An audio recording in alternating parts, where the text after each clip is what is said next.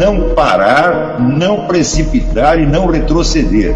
Então dizer para esse cara, sabe quando nós vamos parar? Nunca. Nunca na sua porca vida. Né?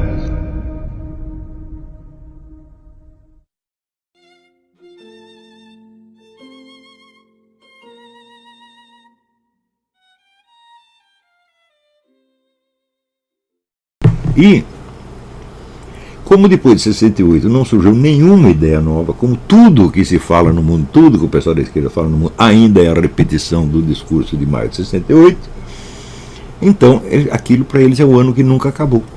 Eles continuam vivendo lá. Só que muita coisa aconteceu nesse ínterim. O principal que aconteceu foi justamente a elite globalista se apossar desse ideário e começar a usá-lo como princípio de organização da militância. O raciocínio era muito simples, falou, essa nova esquerda que está surgindo não tem a classe proletária contra ela. Você vê que na França, em maio de 68, os sindicatos comunistas e trabalhadores ficaram contra os jovens, né? Porque sentiram que o processo da revolução estava ali escapando, o controle do processo revolucionário estava ali escapando das mãos e caindo na mão de um bando de louco, drogado. Ficaram apavorados com razão, né? Então os sindicatos ficaram contra. Agora, se a classe proletária está contra, então esses moleques não vão conseguir fazer revolução nenhuma.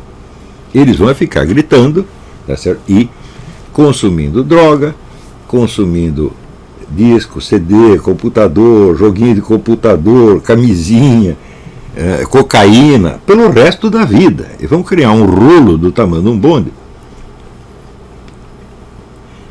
que, no fundo, não abala as estruturas do poder no mais mínimo que seja. Então, a elite globalista passou a financiar e controlar esses movimentos. Então, é o que eu digo. Aquilo que aparentava ser um grande movimento em direção à liberdade e à igualdade criou a sociedade mais estratificada que já existiu no mundo, onde tudo é dominado e determinado por uma elite invisível e inatingível. E aqui, você sabe onde mora o Zuckerberg? Se você quiser, sei lá, quero dar um tiro no Bill Gates, onde está o Bill Gates? Ninguém sabe. E toda essa gente tem abrigos subterrâneos. Quer dizer, se explodir a bomba atômica, um UMP, eles escapam, o resto da humanidade não escapa. Então, essa elite está preparada para tudo. E ela determina as preferências e até as emoções íntimas das pessoas. Sobretudo dos semi-intelectuais. Que são pessoas que conseguem se explicar, conseguem falar, alguns escrevem livros, mas cuja fonte básica de informação é a grande mídia. Então, vamos dizer, até os sentimentos e reações mais íntimas dessas pessoas são determinados por essa teologia da história, seja na sua versão antiga, seja na sua versão moderna.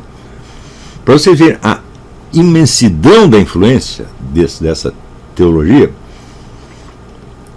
o Miguel Reale, que era tido como fascista, reacionário, etc., e que a esquerda odiava, ele também via história nesses termos. Ele falava que existe um processo de jurisfação, quer dizer que tudo vai sendo integrado pelo direito. Então vão desaparecendo, vamos dizer, as pequenas tiranias, as pequenas autoridades, e tudo vai entrando na ordem jurídica. Isso para ele era a coisa mais maravilhosa do mundo.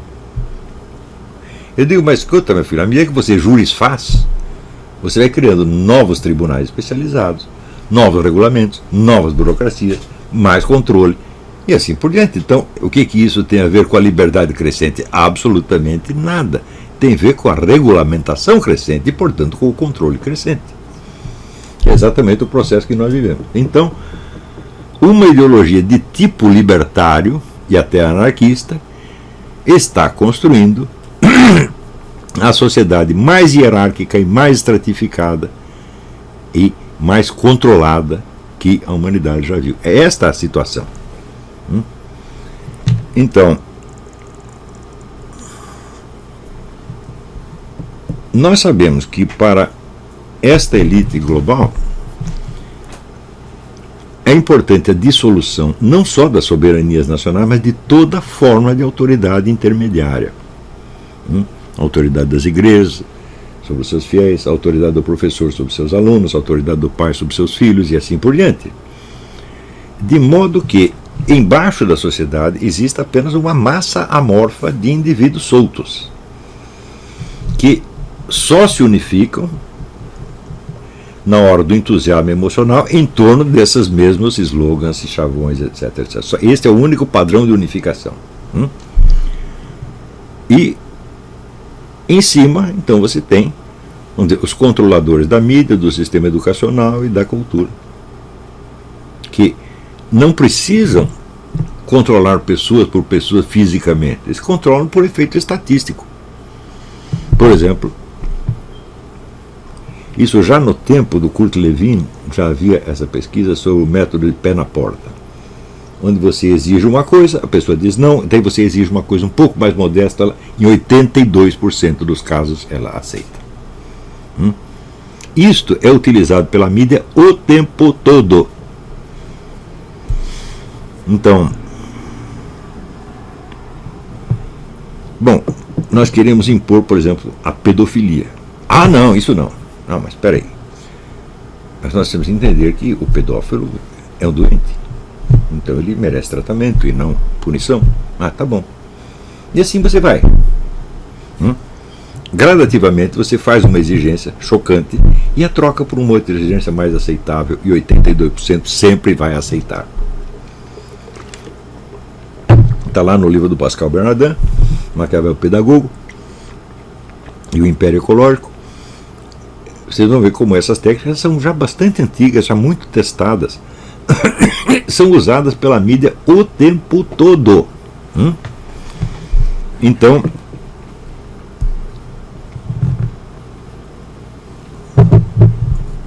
você vê que a esta altura o indivíduo se declarar de esquerda ou de direita já não faz muita diferença neste sentido. Não é que esquerda e direita não existam mais, claro que existem.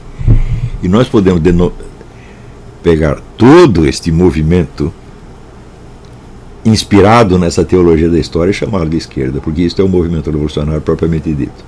Então é a revolução permanente, a revolução mundial. Esse é Trotsky, que saiu do túmulo e está governando secretamente o curso da história.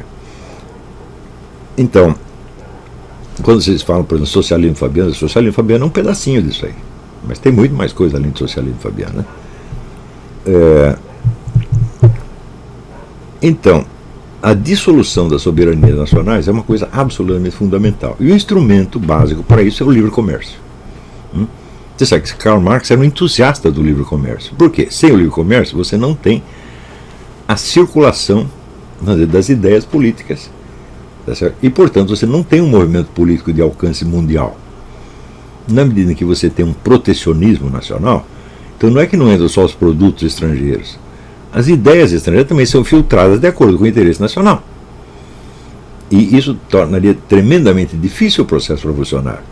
Ademais, é preciso que haja o livre comércio internacional para que, segundo Karl Marx, o capitalismo alcance o auge do seu desenvolvimento, que permita então a passagem ao socialismo. Então tudo aquilo que fomentava o desenvolvimento capitalista para Karl Marx era bom.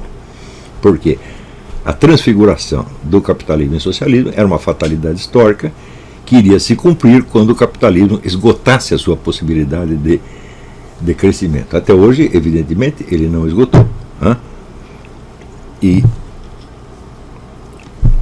isso quer dizer que, se você pegar qual é a posição do Brasil dentro disso, a capacidade brasileira de gerar ideias de alcance mundial é mínima.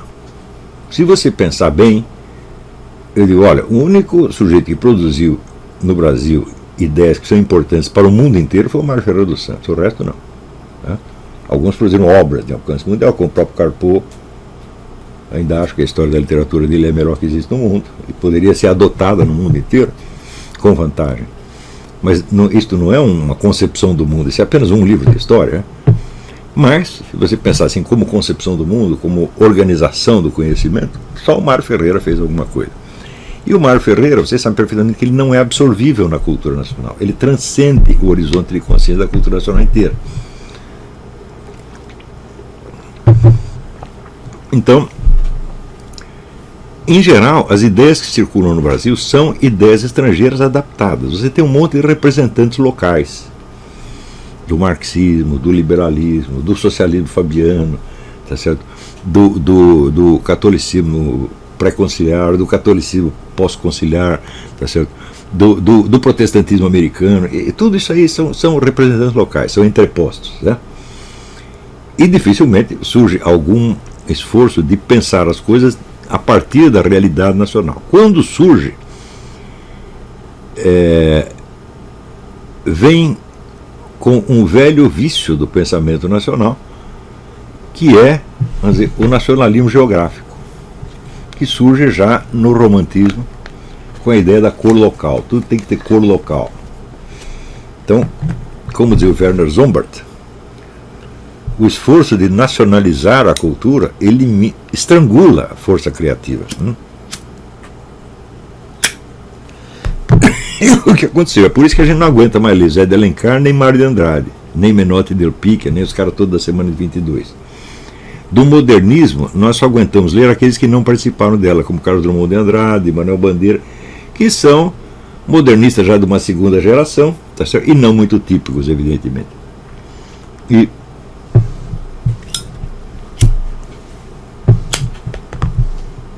quando você vai nas poesias do Mário de Andrade ou nas obras do Oswald de Andrade, é só modismo, é só cacoete, é uma coisa absolutamente intolerável.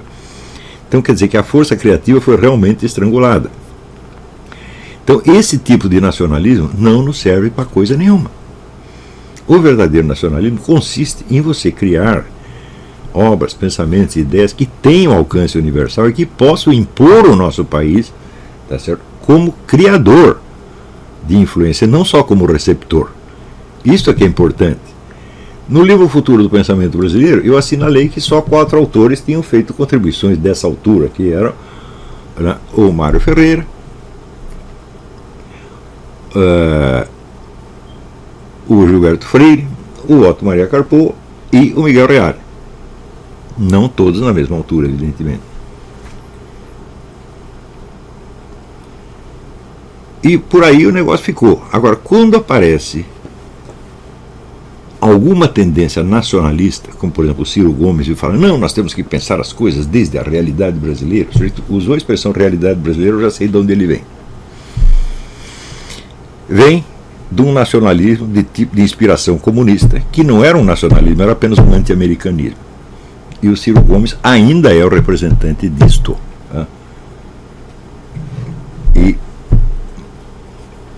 Então você tinha, vamos dizer, até os anos 60, 70, você tinha 2 tipos de nacionalismo. Você tinha este, que era o nacionalismo comunista, que não era nacionalismo, evidentemente, era apenas dizer, a aplicação da estratégia terceiromundista do Stalin, quer dizer, explorar uma revolta nacionalista contra o imperialismo americano, ao mesmo tempo em que os valores da cultura nacional eram depreciados, tá certo? Porque eram tidos como expressões locais da dominação imperialista. Tinha esse tipo de nacionalismo e tinha o nacionalismo geográfico que fazia culto da Amazônia, dos papagaios, do petróleo, etc, etc. Então, paramos nisso. Você vê que o Ciro Gomes hoje ele representa exatamente esse mesmo tipo de nacionalismo. E por isso mesmo ele é abertamente apoiado pelo Partido Comunista da China. Então ele é o homem do BRICS no Brasil. O que é o BRICS? É um dos 3 esquemas globalistas. Existe o livro de um autor chamado Goodman, que é, o livro já é dos anos 50, que é o Plano Soviético de Estado Mundial. É um livro indispensável. A União Soviética já tinha um plano de Estado mundial abertamente formulado quando os globalistas ocidentais ainda estavam arranhando a ideia. Né? E no debate com o professor Dugin, eu mostrei ali que existem 3 grandes esquemas globalistas, um esquema ocidental concentrado mais ou menos no grupo Bilderberg, que é o que domina a mídia ocidental inteira, tá certo? O sistema educacional, essa coisa toda. E por onde é repassada à multidão as ideias da teologia progressista da história, seja na sua versão antiga, mais liberal conservadora, seja na sua versão moderna de maio de 68. Em seguida você tem o esquema russo-chinês, que se consolidou no BRICS, e terceiro você tem o esquema islâmico, que tem se servido dos outros dois como instrumento de maneira absolutamente brilhante. Então, o que está em jogo nas nossas eleições é isto. Você tem um candidato do esquema globalista ocidental, que é o João Dória, candidato possível, todos eles são candidatos possíveis, não é candidato oficial. Você tem um candidato do BRICS, e você tem a candidatura nacional, que é a do Bolsonaro. É nisso que vocês vão ter que escolher. Então você vê o que você gosta. Quer dizer, você quer ver o Brasil se transformar num instrumento do globalismo ocidental? Vota no João Dória. Você está do outro lado, está do lado do BRICS, vota no Ciro Gomes. Você está do lado de uma terceira alternativa puramente nacional, você vai ter que votar no Bolsonaro, porque não tem outro. Você pode não gostar dele, pode se achar intelectualmente superior a ele, mas o fato é que ele virtualmente é o candidato nacional. É isto que está em jogo. Ora, quando se fala em Bolsonaro, nós temos o seguinte problema: nós temos o trauma dos anos de chumbo. E quantas pessoas foram traumatizadas pelos anos de chumbo? Eu acredito umas 2.000. As pessoas mais importantes da esquerda foram todas traumatizadas. No resto, ninguém se sentia traumatizado. O Emílio Garastazu Médici, quando ele saiu da presidência, ele tinha 80 e tantos por cento de aprovação popular. Ninguém estava se sentindo mal ali. Mas a turma da esquerda estava. Então, evidentemente, esse pessoal sofre de uma megalomania umbigocêntrica que acha que o mundo deles é o Brasil. Então, até hoje, a história do período é contada do ponto de vista desse pequeno grupo, como se a realidade dele fosse a realidade do país inteiro. E isto dominou de tal modo a historiografia dos últimos 50 anos que se tornou um dogma. Nesta versão é o seguinte: o pessoal da esquerda era idealista, democrático, libertário, e os outros eram apenas uns generais sangrentos, opressivos, fascistas, malvados, etc, etc. Olha, isso é uma coisa tão maniqueísta e tão idiota que é simplesmente impossível. Quer dizer, uma história que nega aos adversários do historiador a própria condição humana não pode ser real. Você acha possível que aqueles generais de 64 não tivessem nenhum ideal, não tivessem nenhum valor moral, não tivessem nenhuma qualidade pessoal, não tivessem nenhuma boazinha intenção, por menor que fosse? Esta é a versão que é passada. Ela é pueril, mas todo mundo aceita. Então, se você tenta restaurar um pouco a realidade histórica, você já entra na classificação dos saudosistas do regime 64. Claro, existem os saudosistas. Entre os quais, evidentemente, eu não posso me incluir, mesmo porque eu estava na época na esquerda e estava me sentindo muito mal. E aí, pessoal, tranquilo? Então, se inscreva no canal, compartilhe, comente, ajude o nosso canal. Os links estão na descrição do vídeo. Você pode participar pelo Apoie-se, pela vaquinha. Qualquer forma de ajuda será muito bem-vinda. Pode curtir, comentar e compartilhar também para ajudar nosso canal. Quem quiser seguir a gente nas redes sociais, estão todas aí na descrição do vídeo. Muito obrigado, sempre com Deus, pátria, família e liberdade. Tamo junto, forte abraço.